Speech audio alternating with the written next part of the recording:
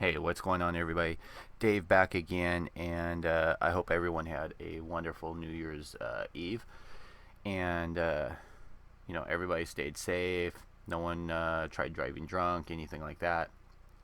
And I just want to say that I had a little bit of an issue last night. About 30 minutes after I posted up the one video, telling people to have a little compassion for people that, are working on kits such as this.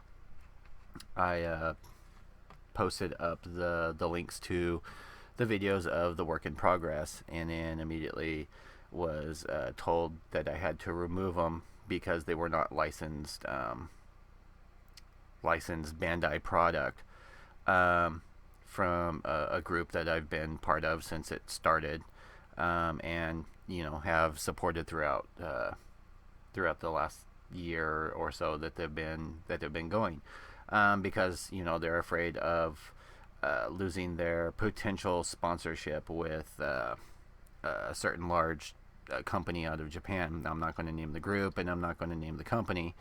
As someone that is friends with both people of this company, the owner of the company, and also one of my Facebook friends, they're friends, that I've actually talked to, Mr. Kawagachi,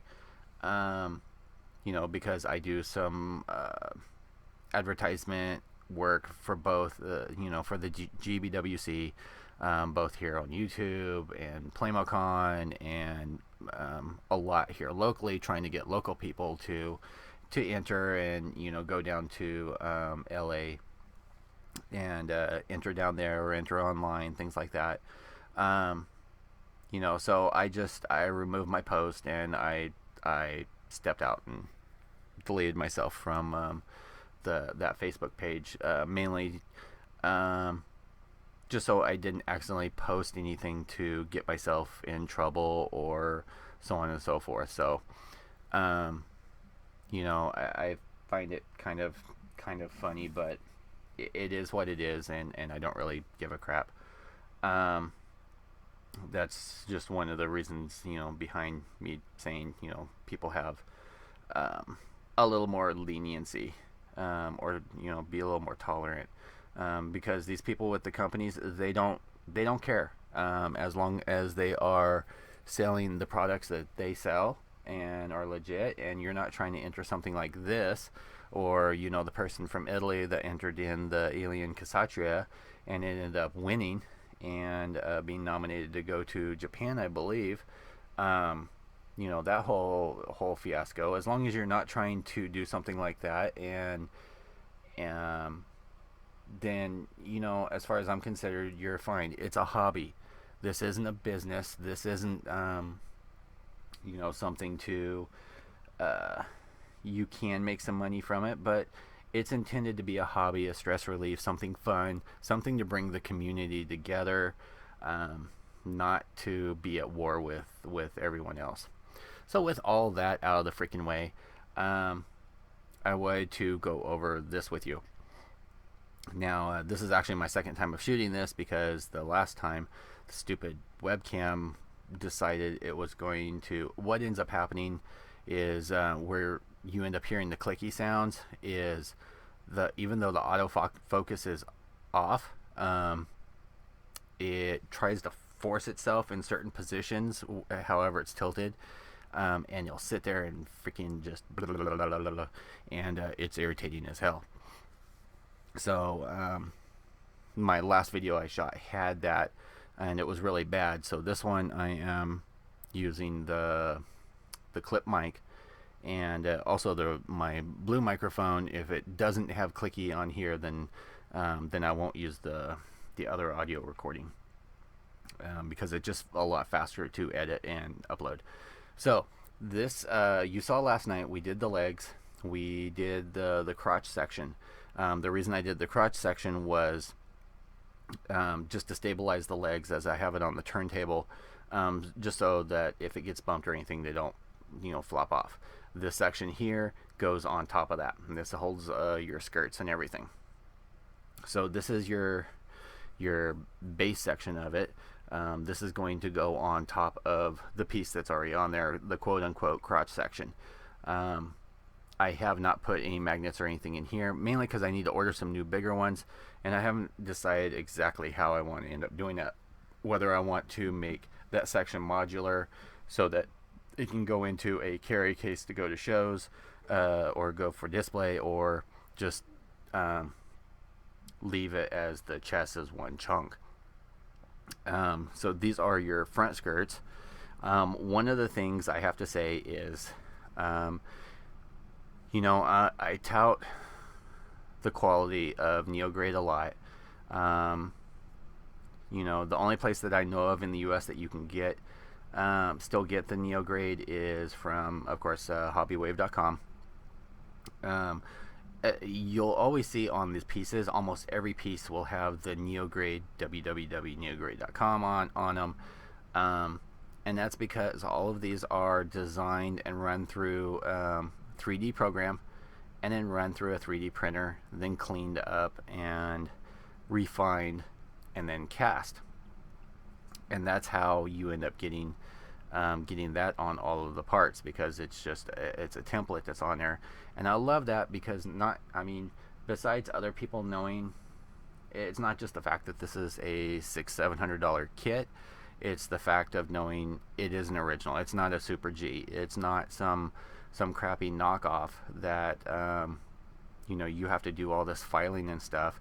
Pieces literally fall together on this. So for the skirts, I have a magnet in there. I don't have any other magnets to hold the backside of the skirt on.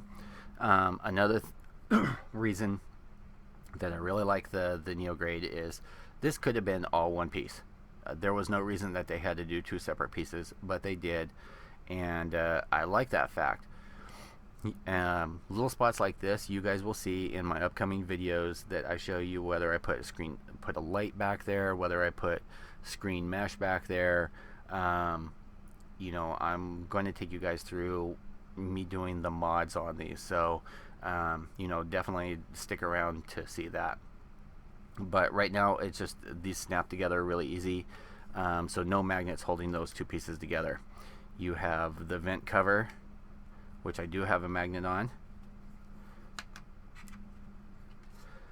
Majority of the magnets that I have placed in here, a lot of people would consider a waste, because you know, some of these pieces are going to get glued, and that's fine. But for me to be able to paint them separate, pop them on and off, okay, does this really work? Should I do this little piece of section trim here gold? How will that end up looking? For me, that's wonderful. So there's your two front skirts.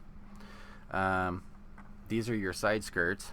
You've got one for the right and left, and I do have magnets placed in here. You'll be able to see here, get a little shade on there. There's two holes in there.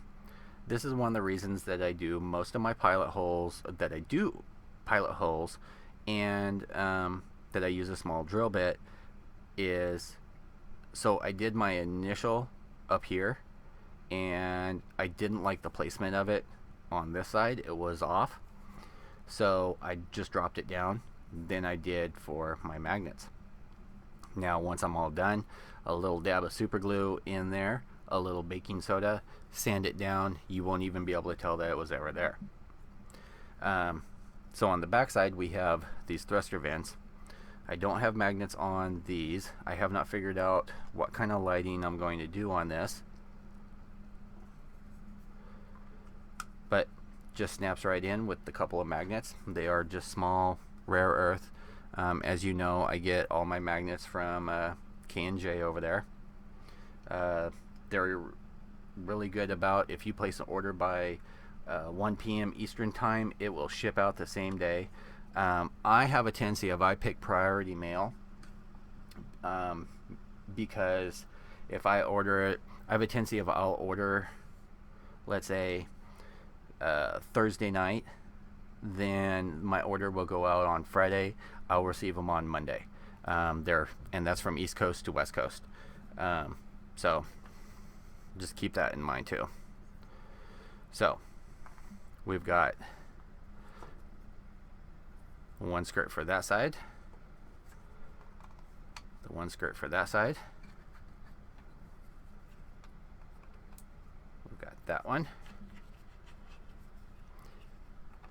and we've got that one. So there is your waist section, just as so. There's nothing on the back side because that will get covered up by the butt plate. So we'll get that out of the way. Moving up, the next section that we'll end up having is this. I'll pop these out while I have them available. Now again, these are not, I have not glued these or anything because I haven't figured out exactly how I want to do my lighting. It gives you in the packet, if I can get to it because I can see the corner of the baggie, it gives you you know, this battery holder, the battery, and it's intended for the light for the head, and that's the only lighting that's on this, and it sits in here, the battery compartment does, and the way that they showed doing the instructions is it faces down, which will make it actually impossible when you want to change out the battery because it will wear out. I'm thinking about running this off of like a USB power or something like that. So again, I have not glued this section together. Plus there are a couple little pieces that I have to heat with hot water just to line them back up due to a little bit of warping. So these two pieces go together like so. Now you'll notice there's these slots. These already have them in there. I haven't popped them out. These little piston detail pieces do have just a little magnet holding them in. And let me see if I can get this right. Put them in the right way. Doop. So they'll fit in just like so. So easy removal, easy to put back in. You know, there's holes on here, so if you have trouble popping them out, you can just take something and boop boop, pop them right out. Now for this piece is going to go right back here. For the power cables, I have not glued these. I haven't done anything with them. They're literally just, you know, being held by gravity. We'll do this section first because it does need to go together. You'll see I have two magnets here, two magnets there. Snaps together like that. The over piece has the two magnets top and bottom, which will adhere to this. Holds perfectly. It's not going anywhere. We'll take our power cables. I do still need to sand them down, and I do need to do refinements and stuff on these. So if you do see seam lines or anything like that, you know, don't worry, I am getting to them. I just haven't done them yet.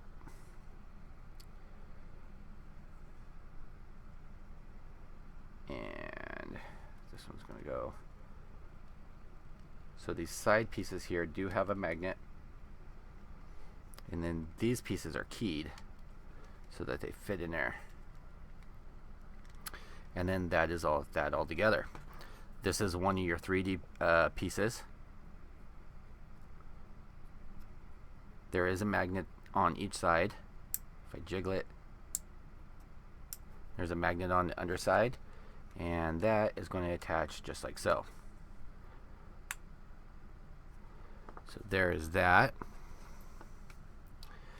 And then this piece is going to just snap on just like so. Now next up, the other 3D piece is this one. I do need to sand it a little bit. It is a little tight.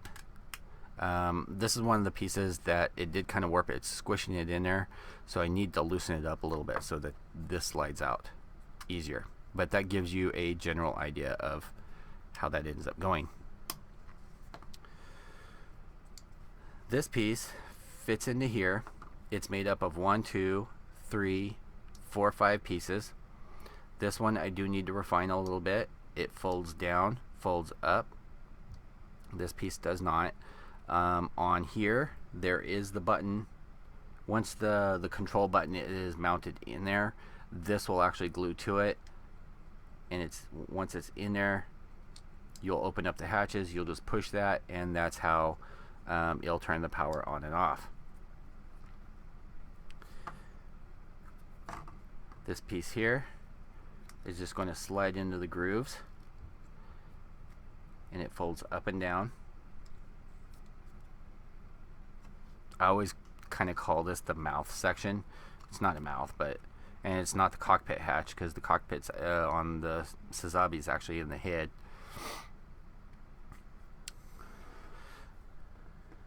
But we'll get.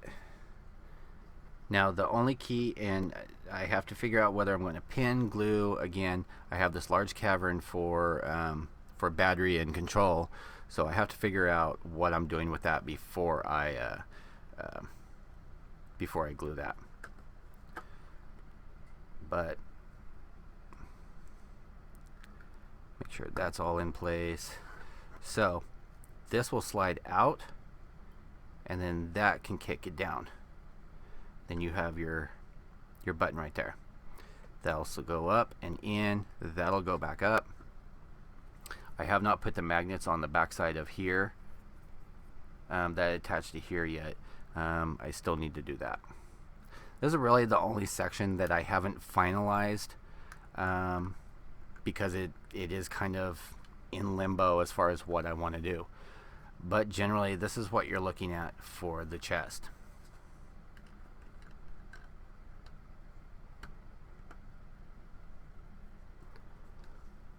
So I really like the detail. I like how everything goes together. And then if I can put it on like so, this is what you're looking at with it snapped onto the lower section. Alright guys, I hope you really enjoyed that. I'm having a blast posting these up. I'm not sure if I'm going to do a video on the arms and shoulders next, or if I'm going to open up, do an unboxing, and then do a snap up of the Nautilus. We will see on that. Stick around. I will talk to you guys all later. As usual, you know, stay healthy, stay peaceful. Love you all. Peace out.